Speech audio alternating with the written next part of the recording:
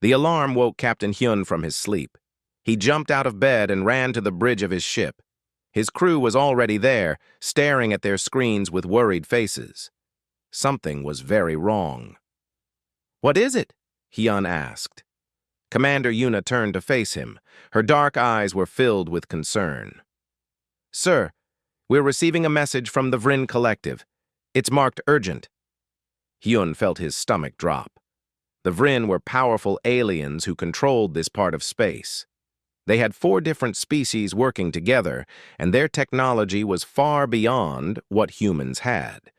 For 20 years, humans had lived peacefully on Aegis Prime, a planet the Vrin had allowed them to settle on. The humans had worked hard, turning the harsh land into farms and cities. "Play it," Hyun said. The screen lit up with the face of High Arbiter Thelvas. The Vrin leader had smooth blue skin and 3 eyes that glowed with a cold light. When he spoke, his voice was flat and emotionless. "Humans of Aegis Prime, you have exceeded your permitted zones. You have taken more land than was agreed. We have decided that your presence is no longer acceptable. You have 72 hours to evacuate the planet. All humans must leave. If you do not comply, we will use force. This is not negotiable." The message ended. The bridge fell silent. Hyun looked at Yuna. "Get me Tae. Now." 10 minutes later, Tae's face appeared on the screen. He was down on the planet's surface in the colony's main settlement. Tae was older than Hyun, with gray hair and a face marked by years of hard living. He had been a soldier on Earth during the resource wars, back when humans fought each other for water and food. Now he led the colony, helping 20,000 people build new lives. "I saw the message," Tae said, before Hyun could speak. "They're really doing this." "Can we negotiate?" Hyun asked. "We can pull back from the expanded territories. We can—" "They won't listen," Tae interrupted. "I've dealt with species like this before. They've already made up their minds. To them, we're nothing. Just insects they can brush away." Yuna stepped closer to the screen. "We have families down there, children, people who've spent 20 years building homes. We can't just leave everything." "We don't have a choice," Tae said quietly. "Their fleet could destroy every settlement in hours. We're not ready to fight them." Hyun felt anger rising in his chest. "So we just give up? Let them take everything we've built?" "For now, yes." Tae's voice was calm, but Hyun could see something dangerous in his eyes. "But I want to send them a message first. Patch me through to their ambassador." The Vrin ambassador appeared on screen a few minutes later. This one was different from Thelvas, smaller, with green markings on his blue skin. "What do you want, human?" the ambassador asked. "The decision is final." Tae leaned forward. "I want you to understand something. You're making a mistake. We've survived things you can't imagine. Wars that killed billions. Planets that tried to kill us with disease and starvation. We didn't give up then, and we won't forget this." The ambassador made a sound that might have been laughter. "Is that a threat? You have no military power here. Your weapons are primitive. Your ships are slow. You should be grateful we're giving you time to leave instead of simply destroying you." "I'm not threatening you," Tae said. His voice was still calm. "I'm warning you. This won't end the way you think it will." The ambassador closed the connection without another word. Yuna turned to Hyun. "What do we do?" "We evacuate," Hyun said. "Get every transport ship ready. Start with the children and elderly. Tae, how long do you need to organize things down there?" "Give me 12 hours," Tae replied. "We'll be ready." The next 3 days were chaos. Families packed what they could carry and left behind everything else. Sora, the colony's head biologist, stood in her laboratory looking at 20 years of research.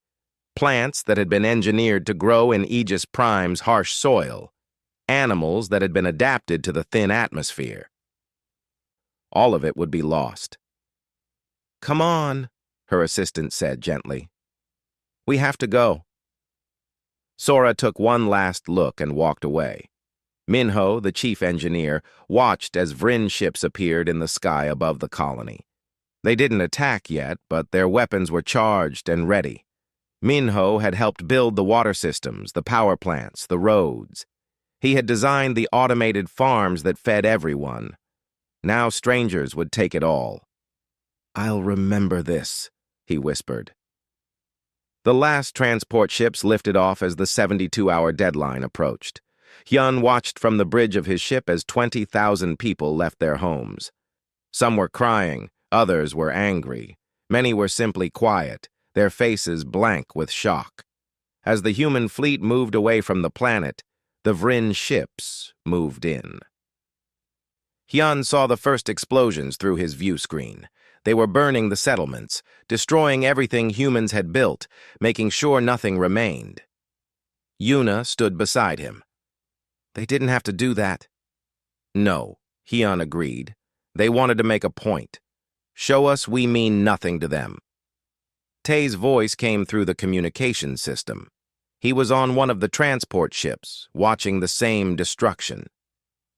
Captain Hyun, open a channel to the Vryn fleet. One last message. Hyun did as asked. He didn't know what Tae was going to say, but he trusted the old soldier. Tae's face appeared on every Vryn ship's screen. His expression was calm, almost peaceful. When he spoke, his voice was clear and steady. You were warned. You chose to ignore us. You think this is over. You're wrong. Remember this day. Remember what you did. Because we will. Then he closed the connection. The human ships jumped to faster-than-light speed, leaving Aegis Prime behind. But as Hyun looked at the faces of his crew, he saw something that worried him. They weren't defeated. They weren't broken. They were angry. And they were already planning. Down in the transport ships, Minho was sketching designs on a datapad, weapon designs, ship modifications. Things he had been thinking about for years but never built. Sora was reviewing everything she knew about Vryn biology and technology, looking for weaknesses, making lists. Tae sat alone in his quarters, staring at a wall. His face showed no emotion. But anyone who had known him during the resource wars would have recognized that look. It was the face he wore before a battle. The face of a man who had decided that mercy was no longer an option. In the depths of space, the human fleet traveled to their next destination. Behind them, Aegis Prime burned. Ahead of them, an uncertain future waited. But one thing was certain now. The Vryn had made an enemy, and they had no idea what that meant. 6 months had passed since the evacuation. The refugees from Aegis Prime had scattered across human colonies in the frontier territories. To most outsiders, it looked like the humans had accepted their loss and moved on. They were wrong. Tae sat in a small room on Station Harmony, a human outpost near the edge of explored space. Around the table sat 15 other people. They didn't look like soldiers. Some were farmers. Others were engineers or teachers. But Tae knew the truth about each of them. They had all fought in Earth's resource wars. They had all survived when survival seemed impossible. The Vryn think we're harmless, Tae said. They think we've forgotten. Let them think that. While they relax, we prepare. A woman named Jiho spoke up. She had been a farmer on Aegis Prime, but before that she had been a combat pilot. What exactly are we preparing for? We can't match their fleet in a straight fight. Their shields alone can absorb more damage than our biggest weapons can deliver. Then we don't fight straight, Tae replied. We fight the way humans have always fought when facing stronger enemies. We fight dirty. We hit them where it hurts and disappear before they can respond. Across the station, Yuna was working on something else. She had command of 12 ships now. They were cargo vessels and mining ships. Nothing that looked military. But appearances could be deceiving. Minho walked through the cargo bay of Yuna's flagship. His team had been working for months, and the results were impressive. The mining ship still looked normal from the outside, but inside, everything had changed. "Show me," Yuna said. Minho smiled. It was the first time he'd smiled since leaving Aegis Prime. "We've installed railguns along the hull. They're hidden behind panels that look like standard plating. Each gun can fire a projectile at speeds the Vryn have never seen. Their shields are designed for energy weapons and slow missiles. These will punch right through." He led her to another section. "Here, we have the drones. Thousands of them. They're small, cheap to make, and they don't need fancy sensors. Just basic cameras and simple programming. Swarm tactics. The Vryn have never faced anything like this." "Will it be enough?" Yuna asked. "Against one or two ships? Yes. Against their whole fleet?" Minho shook his head. "We need to be smart. Pick our targets. Make every shot count." In another part of the station, Sora was conducting research that the Vryn would have found very interesting if they'd known about it. She had managed to get her hands on a Vryn communication device, salvaged from a trading post. It had taken months, but she and her team had finally cracked their encryption. "I can't believe this," one of her assistants said, staring at the data. "Their entire fleet uses a single network. Every ship is connected. They coordinate everything through AI systems." Sora nodded. "They've been at peace for so long, they've forgotten the dangers of centralized systems. If we can access that network, we can feed them false information, make them see threats that don't exist, turn their ships against each other." "That's brilliant," the assistant said, "but also terrifying." "War is terrifying," Sora replied quietly. "That's something the Vryn forgot. We haven't." Hyun traveled between the scattered human settlements, quietly recruiting people to the cause. He was careful about who he approached. Not everyone agreed with what they were planning. Some humans wanted to forget about Aegis Prime and move on. Others were afraid of Vryn retaliation. But enough people remembered. Enough people were angry.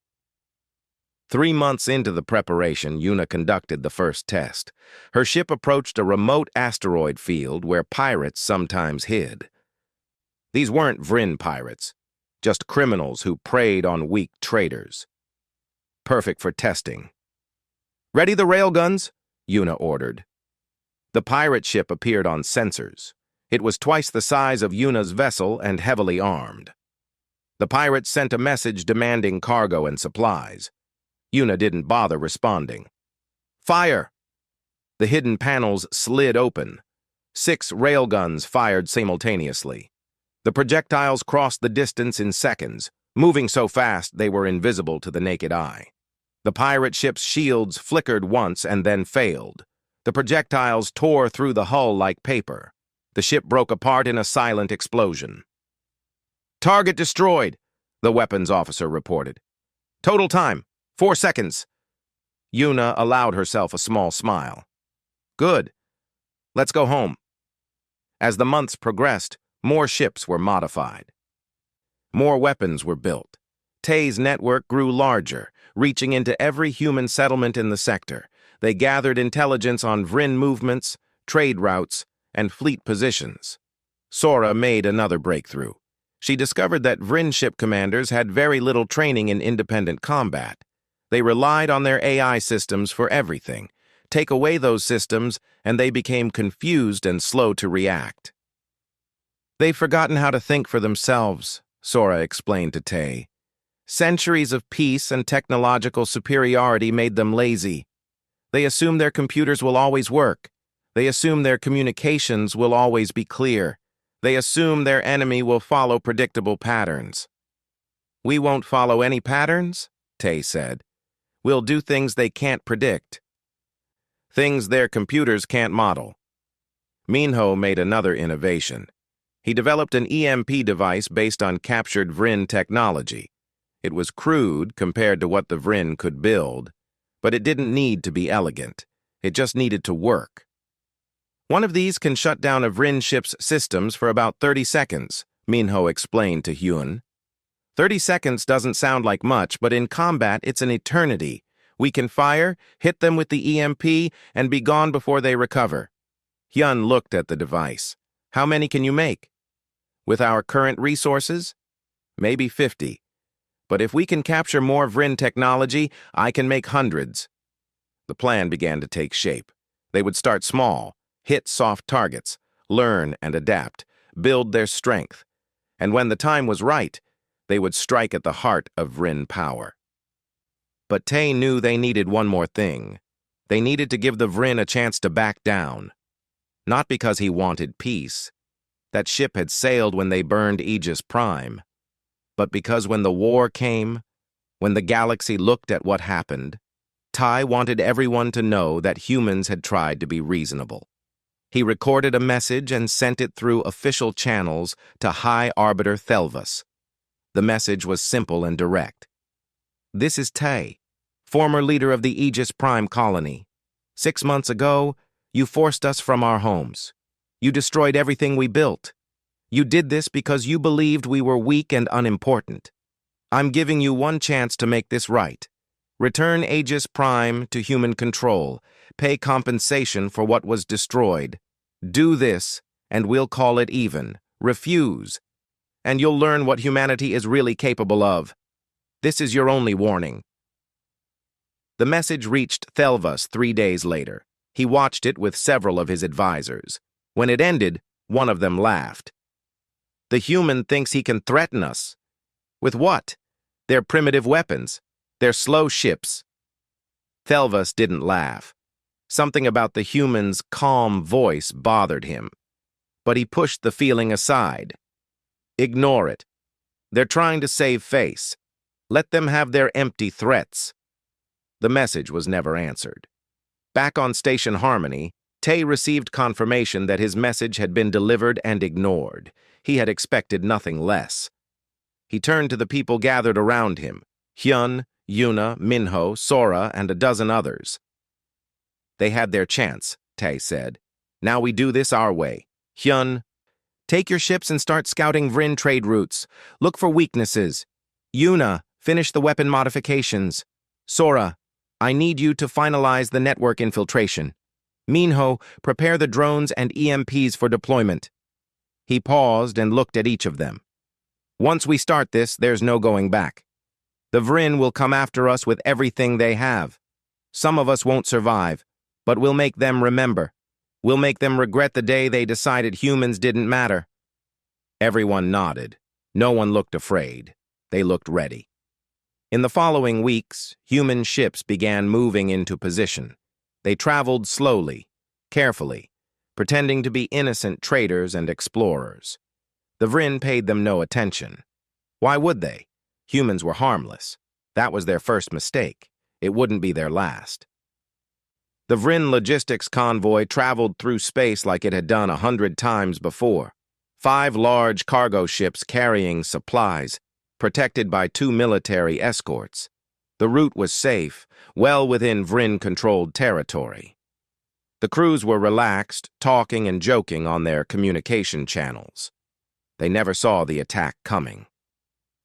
Yuna's ships emerged from behind a dead moon, moving fast. The railguns fired before the Vrin could even register the threat. The first escort ship's shields collapsed under the impact. The second barrage tore through its hull.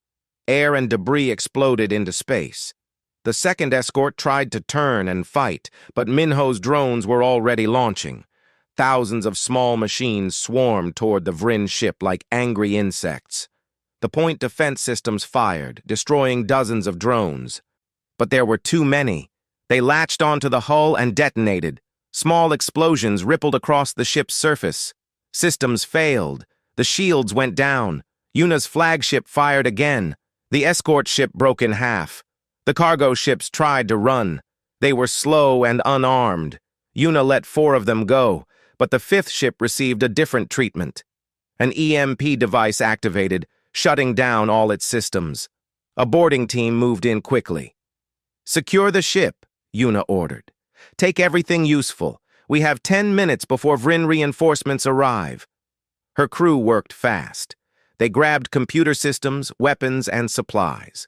Minho personally removed several pieces of advanced technology from the engine room. When they were done, they planted explosives and left. The cargo ship exploded behind them as Yuna's fleet jumped away.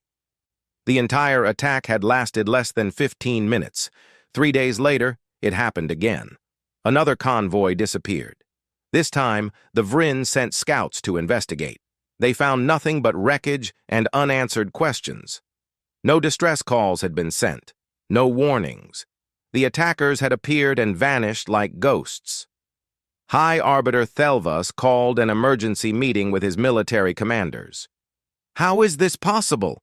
These are humans. They have no advanced technology. Their weapons are centuries behind ours." A commander named Veltok spoke carefully. "The evidence suggests they're using hit-and-run tactics.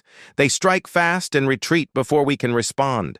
Their weapons appear to be kinetic railguns, which our shields are not optimized against." "Then optimize them," Thelvas demanded. "It will take time to modify the entire fleet, and there's another problem." Veltok displayed tactical data on the main screen. "The humans are targeting our logistics ships. They're not trying to fight our military head-on. They're bleeding us. Each attack costs us supplies and equipment," another commander added. "They're also taking our technology. The boarding parties strip everything useful before destroying the ships. They're learning from us." Thelvas felt a cold sensation in his chest. "Send the Third Fleet. Find these pirates and destroy them." The Third Fleet was the Vryn's pride. 20 warships with the latest technology and the best crews. They moved into the region where the attacks had occurred, searching for the human ships. Hyun watched them come. His scout ships had been tracking the Third Fleet since it left port. He sent the information to Yuna, along with a suggested location for the battle. "The Kalos Nebula," Hyun said. "Dense gas, lots of radiation. It will mess up their sensors." Yuna studied the data. "And ours?" "We don't rely on fancy sensors," Hyun reminded her. "Basic visual tracking, simple radar, things that work even in bad conditions." Yuna smiled. "Just like the old days on Earth. When you couldn't trust your instruments, you trusted your eyes." The Third Fleet entered the Kalos Nebula 3 days later. Their sensors immediately started giving false readings. The gas clouds interfered with their scanning systems. The radiation disrupted their communications.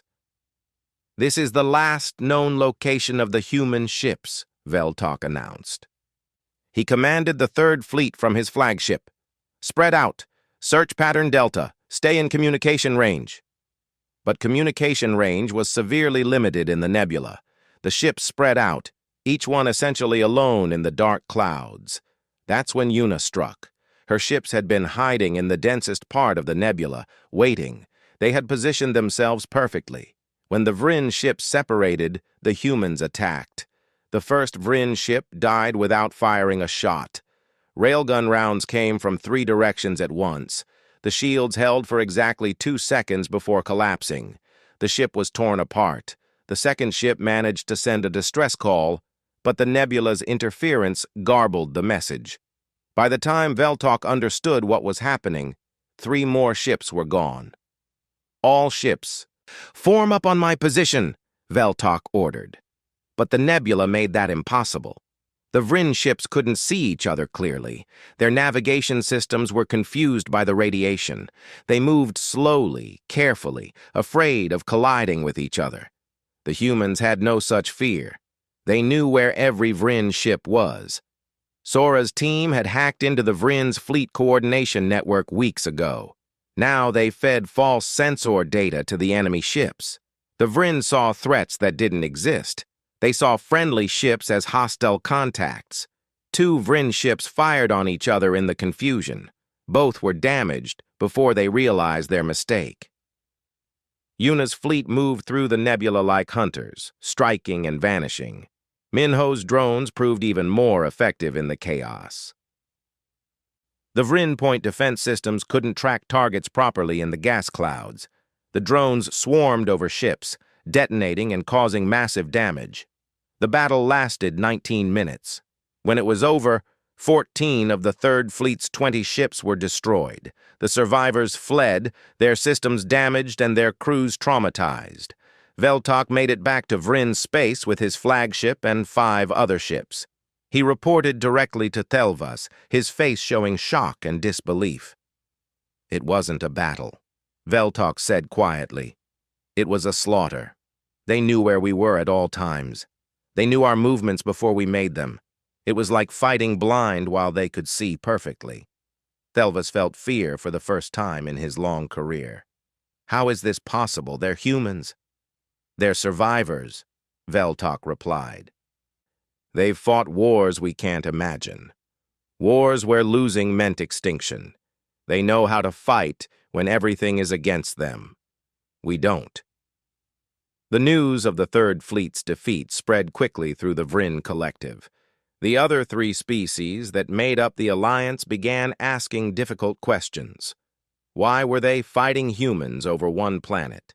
Was it worth losing ships and lives? Sora's intelligence division intercepted these communications and shared them with Tai. He read through the messages with satisfaction. "They're starting to doubt," Tai said to Hyun. "Good. Keep the pressure on. Hit their trade routes. Make them afraid to travel. Make every ship loss hurt."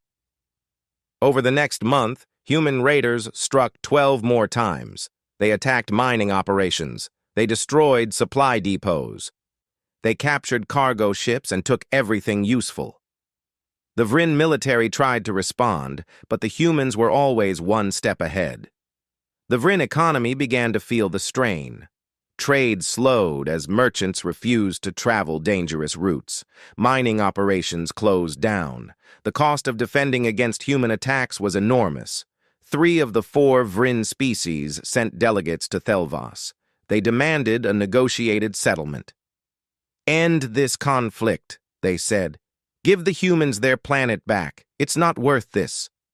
But Thelvas refused. "We cannot show weakness.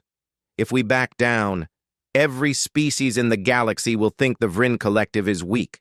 We must respond with overwhelming force." In a secret meeting, Thelvas authorized the use of the Stellar Lance.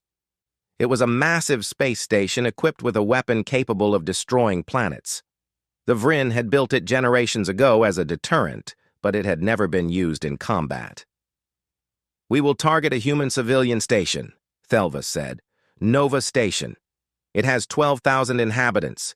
When we destroy it, the humans will understand the cost of defying us. They will surrender."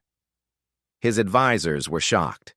"That's 12,000 civilians, families, children. The galactic community will condemn us." "The galactic community respects strength," Thelvas replied coldly. "Once the humans surrender, everyone will forget about this." The orders were sent. The Stellar Lance began charging its main weapon. The target was Nova Station, a civilian hub in human territory. The humans there had no idea what was coming. But Sora's intelligence team caught the communications. They decrypted the orders and sent them immediately to Tai. Tai read the message 3 times, making sure he understood correctly. Then he contacted Hyun and Yuna. "They're going to kill 12,000 civilians," Tai said. His voice was calm, but his eyes were burning with anger. "We have 30 minutes before the weapon fires." "We can't evacuate everyone in 30 minutes, Hyun said. "No," Tai agreed. "But we can stop them from firing. Where is the Stellar Lance?" Sora pulled up the coordinates. "Deep in Vryn space, protected by their first fleet, 25 of their best warships." Yuna looked at the numbers. "We have 17 ships available. We'll be outnumbered and outgunned. Most of us won't make it out." "I know," Tai said quietly. "But if we don't try..." 12,000 people die, including families from Aegis Prime, people we swore to protect. Hyun stood up straight. "Then we go. Send the order. All ships converge on the Stellar Lance. Maximum speed." The human fleet dropped out of faster-than-light travel directly on top of the Stellar Lance's position. The Vryn First Fleet was caught by surprise. They had expected attacks on convoys and mining operations. They never thought the humans would be crazy enough to attack the most heavily defended position in Vryn space. The battle began immediately, and it was brutal beyond anything either side had experienced before. The human ships came in fast and angry. They didn't try to be clever or tactical. There was no time for that. The stellar lance was charging, and in 28 minutes, it would fire on Nova Station. 28 minutes to save 12,000 lives. Yuna's flagship led the attack. Behind her, 16 other ships followed. They were miners, cargo vessels, and modified transports. Against them stood the Vryn First Fleet, 25 warships designed for combat, with shields and weapons far superior to anything humanity had. All ships, attack pattern Omega, Yuna ordered. Ramming speed, don't stop for anything. The Vryn commander couldn't believe what he was seeing. The humans were flying straight at his fleet with no evasive maneuvers. It was suicide. But then he understood. They weren't trying to survive. They were trying to break through. All weapons! Fire at will! The Vryn commander ordered. Space lit up with energy weapons and missiles.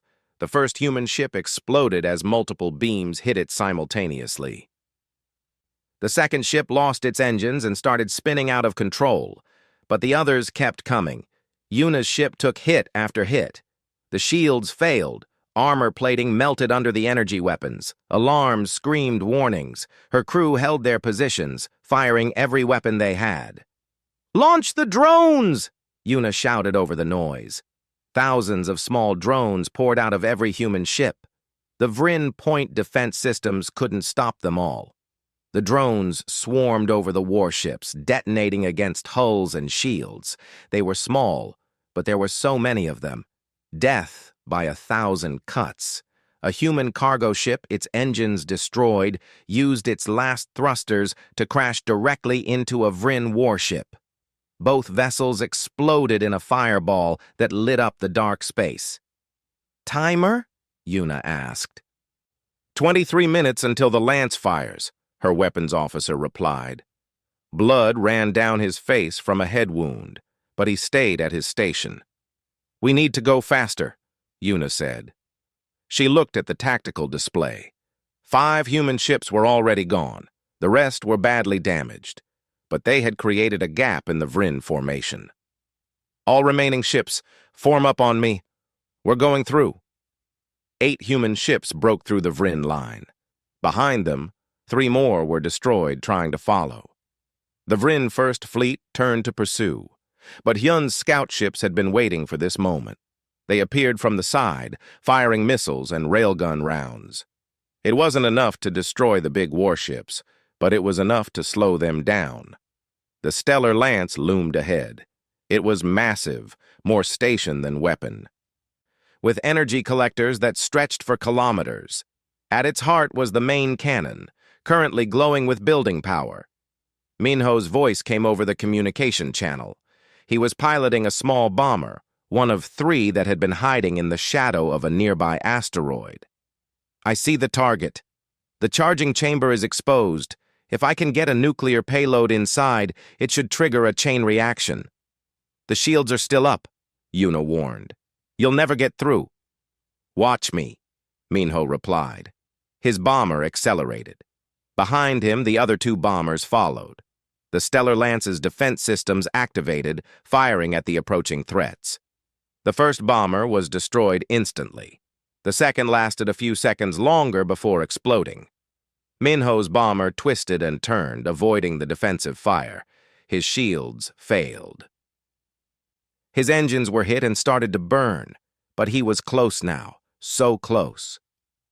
"This is for Aegis Prime," Minho said quietly. He armed the nuclear device and pushed his failing engines to maximum. Yuna watched on her screen. "Minho, no! Pull out! We'll find another way!" "There is no other way," Minho replied, "and there's no time. Tell everyone I'm sorry I won't be there for the victory party." His bomber disappeared into the Stellar Lance's charging chamber. For a moment, nothing happened. Then a small flash of light, then a larger one. Then the entire weapons station erupted in a massive explosion that could be seen from 100,000 kilometers away. The shockwave hit the remaining human ships, throwing them like toys. Yuna's flagship spun out of control. She gripped her command chair as the artificial gravity failed, and everything not secured went flying. When the spinning finally stopped, she pulled herself back to her station. "Status report!" "We're alive," the weapons officer said, sounding surprised. "Engines are damaged but functional. The Lance is gone, completely destroyed." Yuna looked at the view screen. Where the stellar Lance had been, there was now only debris and fire. The Vryn First Fleet had also been caught by the explosion. At least half of their ships were damaged or destroyed. "Nova Station?" Yuna asked. "Safe," the communications officer confirmed. They never knew how close they came. But the victory felt hollow. Yuna looked at the casualty reports coming in. 5 ships completely destroyed. 3 more so damaged they could barely move. And Minho was gone. The engineer who had designed their weapons. The man who had turned civilian ships into warships. Dead because the Vryn had tried to murder civilians. "Count the cost later," Yuna told herself. "Right now, get everyone home."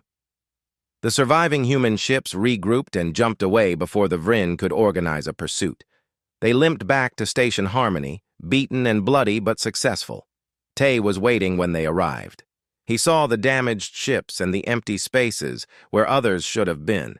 His face showed no emotion, but everyone who knew him could see the anger burning in his eyes.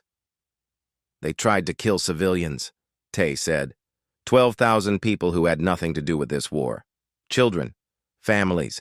They were willing to commit genocide to make a point. Hyan stood beside him, also watching the damaged ship's dock. "What do we do now?" "We make sure everyone knows what they tried to do," Tay replied.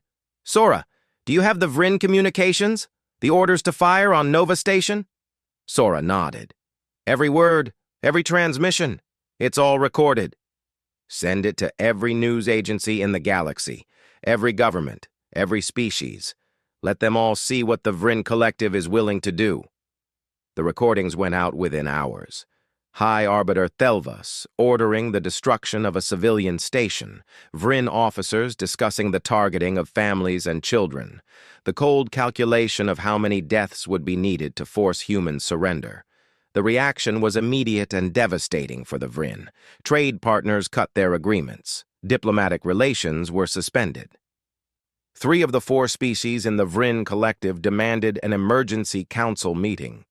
They wanted to know who had authorized such actions and why they hadn't been consulted. On Vryn homeworld, protests erupted. Not all Vryn supported the war, and many were horrified by what their leaders had tried to do. The attempted genocide of civilians went against everything the Vryn claimed to stand for. The galactic community turned against them. Species that had been neutral now condemned the Vryn openly. Some even offered support to humanity, sending supplies and intelligence. High Arbiter Thelvas found himself isolated. His advisors abandoned him. His military commanders questioned his orders. The collective was fracturing. In a desperate attempt to regain control, Thelvas called a meeting of the Vryn High Council. "This is human propaganda. They're making us look like monsters." "You ordered the destruction of a civilian station," one council member said. "That's not propaganda. That's fact. We have your own words on record." "It was a military decision," Thelvas insisted. "We needed to show strength." "You showed cruelty," another council member replied. "And now the galaxy sees us as murderers. Trade is collapsing. Our allies are leaving us. All because you refused to negotiate with humans over one planet." "We cannot negotiate from weakness," Thelvas said. "We're already weak," the council member shouted. "We've lost 30 ships. Our economy is suffering. Our reputation is destroyed. All for what? Pride?" The meeting ended with no resolution, but the damage was done. The Vryn Collective was falling apart. Back on Station Harmony, Tay gathered everyone for a final meeting. The survivors of the battle looked tired but determined. They had paid a terrible price, but they had saved Nova Station, and they had exposed the Vryn for what they truly were. "We're not done yet," Tay said. "The Vryn are wounded, but they're still dangerous. We need to finish this, not with more battles if we can avoid it, but by hitting them where it really hurts." "Their homeworld," Hyun said quietly. Tay nodded. "Not to destroy it. We're not like them. We don't murder civilians. But we need to prove that we can reach them anywhere, that their defenses mean nothing, that if they want war, we can bring it to their doorstep." Sora pulled up tactical data. "Their orbital defenses are extensive: satellite weapons, shield generators, fighter squadrons. It would take a massive assault to break through." "Or a small, precise one," Tay replied. "We don't need to invade. We just need to shut down their defenses for long enough to prove we could if we wanted to. Show them they're not safe anymore." Yuna looked at the plan Tay was proposing. It was dangerous, possibly suicidal. But after what the Vryn had tried to do, after Minho's sacrifice and all the others, she knew it had to be done. "When do we leave?" she asked. 3 days, Tay said. "That gives us time to repair the ships and say goodbye to the people we might not see again. This is it, the final push. After this, either the Vryn surrender or we die trying." No one argued. They all knew what was at stake. The time for half measures was over. The Vryn homeworld hung in space like a blue and green jewel. Billions of people lived on its surface, going about their daily lives.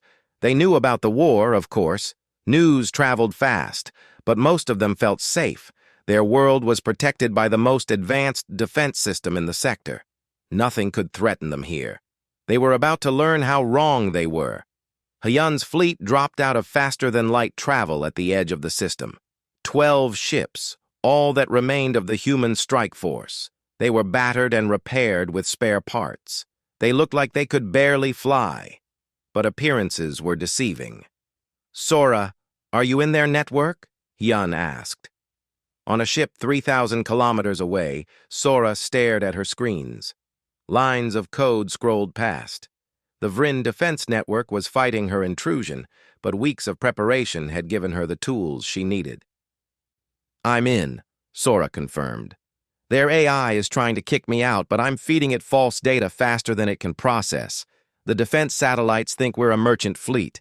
The shield generators are reading normal status even though I'm starting the shutdown sequence." "How long until they realize what's happening?" Yuna asked from her flagship. 10 minutes, Sora replied. "Maybe less if they're smart." "Then we move fast," Tay said. He was on Hyun's ship, watching everything unfold. "All ships, attack formation. Target the orbital defenses. Remember, we hit the military targets only, no civilian structures." The human fleet accelerated toward the planet. The Vryn defense satellites should have opened fire immediately. Instead, they did nothing, their targeting systems confused by the false data Sora was feeding them. By the time the Vryn Defense Command realized something was wrong, it was too late. The human ships were already among the orbital stations, firing railguns and launching drones. Defense satellites exploded in brilliant flashes of light. Shield generator stations went dark as EMPs shut down their systems. On the planet's surface, alarms began to sound. People looked up at the sky and saw their defenses burning. Fear spread quickly. How had enemies gotten so close? Where were the warnings? What was happening? Vryn fighter craft launched from their bases, scrambling to respond. But without the coordination network, they flew in confused formations. The pilots weren't trained for independent combat. They had always relied on AI guidance. Human ships danced through the orbital space, destroying defensive positions with practiced precision. They had learned from every battle. Every mistake had been studied and corrected. The Vryn had never learned because they had never needed to. Now, they were paying the price. In 30 minutes, the human fleet had shut down 70% of the planet's orbital defenses. Yuna's ship took position directly above the capital city. From here, her weapons could target government buildings, power plants, communication centers. She could cripple the entire planet's infrastructure. But she didn't fire. Instead, Hyun opened a communication channel. His message was broadcast on every frequency, sent to every device on the planet. Billions of Vrin heard his voice at the same time. People of the Vrin homeworld, this is Captain Hyun of the human fleet. Your orbital defenses are down. We could destroy your military bases. We could target your government centers. We could do to you what you tried to do to Nova Station, kill thousands of civilians to make a point.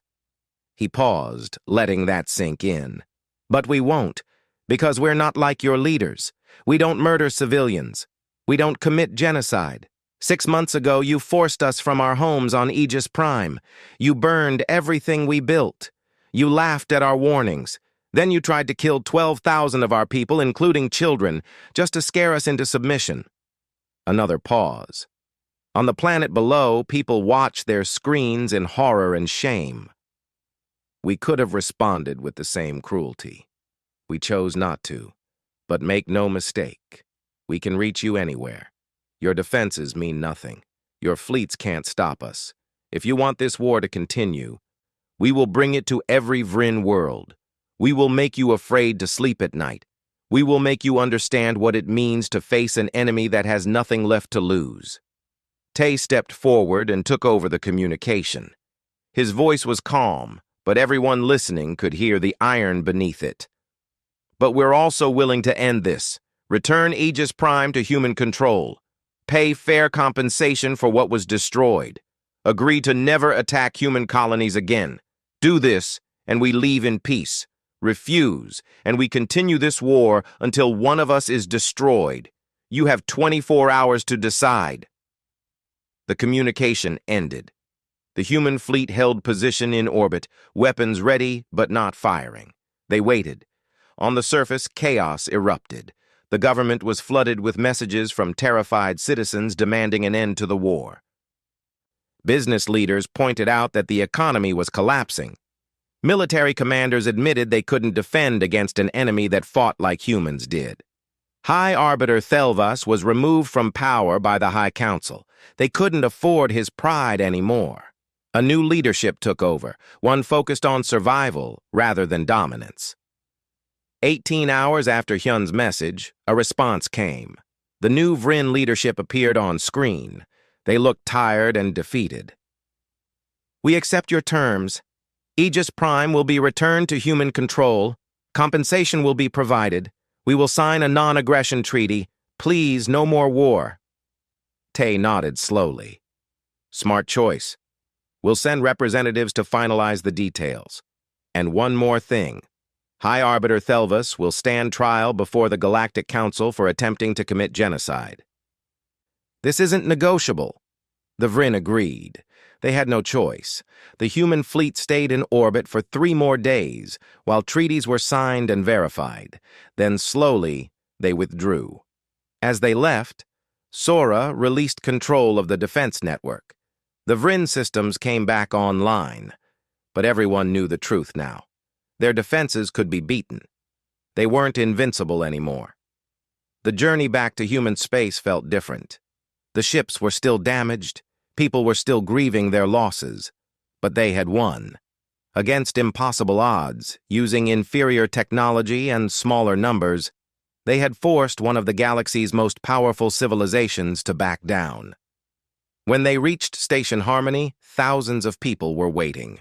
Refugees from Aegis Prime, families of the fallen. People who had supported the resistance with supplies and shelter. They cheered as the fleet docked. Yuna stepped off her ship and was immediately surrounded by people thanking her. She smiled and nodded, but inside, she felt empty. Victory had come at such a high price. Minho was gone. 47 ships had been lost. Thousands of people had died. Was it worth it? She asked Hyun later, as they stood watching the celebration. Hyun was quiet for a moment. Yes, because if we hadn't fought, the Vrin would have kept taking. From us, from others. Someone had to show them there are consequences, that you can't just push people around because you're stronger. Tay joined them. He looked older than he had 6 months ago. The war had aged him. We won because we had to, because we remembered what it means to survive. The Vryn forgot. Centuries of peace made them soft, made them think war was something they could turn on and off like a machine. "What happens now?" Yuna asked. "Now we go home," Tay replied. "Back to Aegis Prime. We rebuild, and we remember." 3 months later, the first transport ships landed on Aegis Prime. The settlements were gone, burned by the Vryn. But the land was still there. The sky was still blue. It was home. Sora stood in what had been her laboratory. Nothing remained except scorched foundations. But she could rebuild. They all could. That's what humans did best. Rebuild after disaster. Families began arriving. They brought seeds and tools and hope. Children played in fields that had been battlegrounds. Old people planted trees that would provide shade for future generations. A memorial was built near the site of the first settlement. Every name of every person who had died in the war was carved into black stone. Minho's name was at the top, along with the crews of the ships that had been destroyed. The inscription at the base read, "They forced us to leave. We warned them. Never again." Hyun stood before the memorial on the day it was dedicated. He wore his uniform, medals and ribbons showing his service. Behind him stood what remained of the human fleet, 12 battered ships that had taken on an empire and won. "We didn't want this war," Hyun said to the assembled crowd. "We wanted peace. We wanted to build our lives and raise our families. But when forced to choose between submission and survival, we chose survival. We chose to fight. And we won because we remembered something the Vryn forgot, that the will to survive is stronger than any weapon." The crowd was silent. Some people were crying. Others stood straight and proud. They were survivors, all of them. Yuna addressed the crowd next. "The galaxy sees us differently now. Before, we were just another species struggling to find our place. Now they know what we're capable of. Some fear us, others respect us, but all of them understand one thing. Humanity doesn't give up. Push us, and we push back. Attack us, and we fight with everything we have." Over the following years, Aegis Prime grew again. The settlements were rebuilt, bigger and stronger than before. The farms produced more food. The cities expanded. Children who had been evacuated grew up and had children of their own. The Vryn Collective never recovered its former power. The war had broken something in them.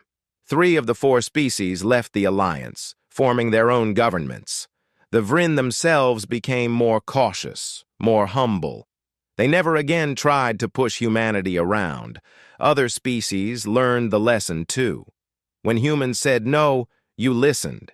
When they set boundaries, you respected them, because everyone had seen what happened when you didn't.